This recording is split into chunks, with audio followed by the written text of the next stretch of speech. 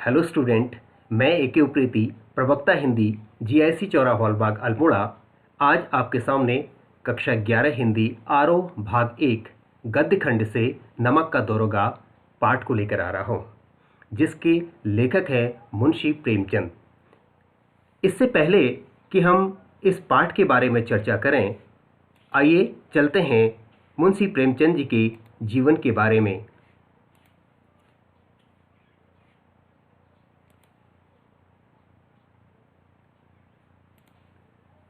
प्रेमचंद जी का मूल नाम धनपत राय था, जिन्हें प्रसिद्धि प्रेमचंद नाम से हुई। सन 1980 में इनका जन्म लमही ग्राम उत्तर प्रदेश में हुआ। इनकी जो प्रमुख रचनाएं हैं वो सेवा सदन, प्रेमाश्रम, रंगभूमि, निर्मला, कायाकल्प, गबन, कर्मभूमि, गोदान, ये इनके प्रसिद्ध उपन्यास हैं। सोजे वतन, मानसरोवर 8 खंड में, गुप्तधन इनके कहानी संग्रह हैं। करबला, संग्राम, प्रेम की देवी इनके नाटक हैं। कुछ विचार, विविध प्रसंग इनके निबंध संग्रह हैं। ऐसे महान साहित्यकार, महान उपन्यासकार, महान कहानीकार, महान नाटककार और महान निबंधकार की मृत्यु सन 1936 ईस्वी में हुई। अब हम इस पाठ की ओर चलते हैं और पाठ का शीर्षक है नमक का दारोगा। पहले पात्रों का परिचय आपसे करा दें। पहला पात्र है मुंशी वंशीधर, जो दरोगा के रूप में आपके सामने प्रस्तुत होंगे। दूसरे पात्र हैं पंडित अलोपीदीन। अगले पात्र हैं वकील और अगले पात्र हैं वृद्ध मुंशी जी। इन 4 पात्रों के अतिरिक्त भी इसमें कई ऐसे पात्र हैं जिनका उल्लेख इस कहानी में आता है और जिनका बहुत बड़ी भूमिका इस कहानी में बताई गई है, प्रकट हुई है। ये कहानी उस युग की है जब भारत में नमक बनाने और बेचने पर कई तरह के कर लगा दिए गए थे, जिसके कारण भ्रष्ट अधिकारियों की चांदी हो गई थी और नमक विभाग में काम करने वाले कर्मचारी दूसरे बड़े से बड़े विभागों की तुलना में अधिक ऊपरी कमाई करने लगे थे। इस कहानी के नायक हैं मुंशी वंशीधर, जो एक निर्धन और कर्ज में डूबे परिवार में अकेले कमाने वाले थे। किस्मत से उन्हें नमक विभाग में दारोगा की नौकरी मिल जाती है। अतिरिक्त आमदनी के अनेक मौके मिलने और वृद्धि पिता की अनेकों नसीहतों के बाद भी उनका मन धर्म से डिगने को नहीं चाहता।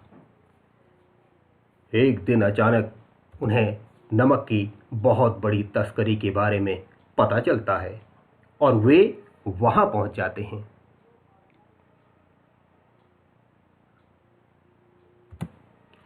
इस तस्करी के पीछे वहां के सबसे बड़े जमींदार अलोपीदीन का हाथ था।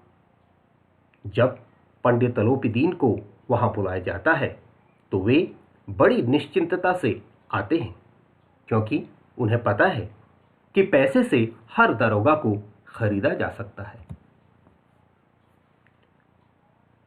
वे मुंशी जी को 1000 रुपये की रिश्वत देने की कोशिश करते हैं, लेकिन वंशीधर इसके लिए तैयार नहीं होते और उन्हें गिरफ्तार होने का हुक्म दे देते हैं।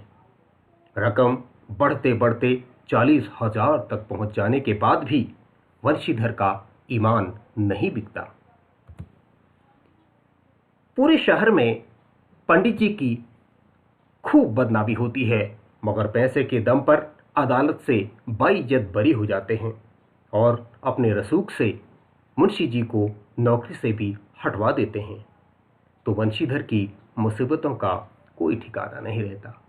कहानी यहीं पर समाप्त नहीं होती। इससे आगे क्या होता है, आगे देखिए। पैसे की तंगी के साथ साथ उन्हें घर वालों के गुस्से का भी सामना करना पड़ता है। किन्हें? वंशीधर को। तभी अचानक एक अनहोनी होती है। पंडित अलोपीदीन मुंशी जी के घर आकर उन्हें बढ़िया वेतन और अनेक सुख सुविधाओं के साथ पूरे व्यवसाय और संपत्ति का प्रबंधक नियुक्त कर देते हैं, क्योंकि वे उनकी ईमानदारी से बहुत प्रभावित होते हैं। कहानी बहुत संक्षेप में आपके सम्मुख प्रस्तुत की गई है। इसका उद्देश्य मात्र इतना है कि आपकी जिज्ञासा बढ़े और आप तुरंत अपनी पुस्तक उठाएं और इस पाठ को, नमक का दारोगा को निकाल कर तुरंत पढ़ें। और क्योंकि इसमें बहुत सारे ऐसे डायलॉग्स हैं, बहुत सारे ऐसे संवाद हैं जो आपको प्रेमचंद जी की ही भाषा में मिलेंगे, तो बहुत ही आनंद आएगा। तो आप तुरंत अपनी पुस्तक उठाइए और इस नमक का दारोगा पाठ को पढ़िए और इन प्रश्नों के उत्तर देने का प्रयास करिए। अभ्यास के प्रश्न हैं, कहानी का कौन सा पात्र आपको सर्वाधिक प्रभावित करता है और क्यों?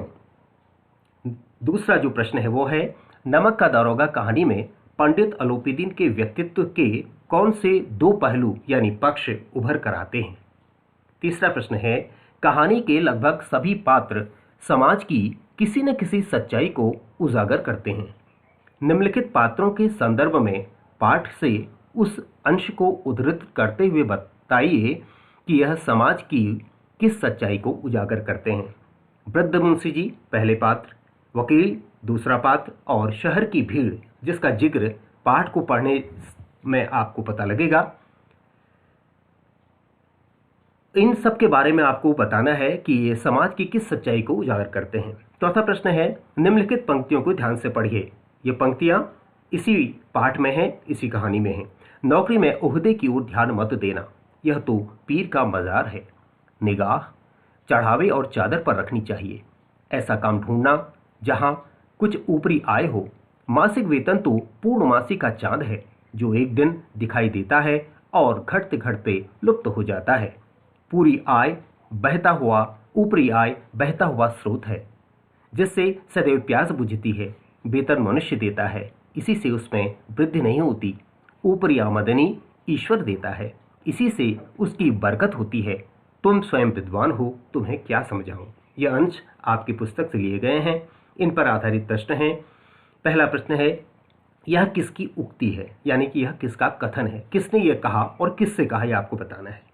दूसरा प्रश्न है, मासिक वेतन को पूर्णमासी का चांद क्यों कहा गया है, या मासिक वेतन की तुलना पूर्णमासी के चांद से क्यों की गई है।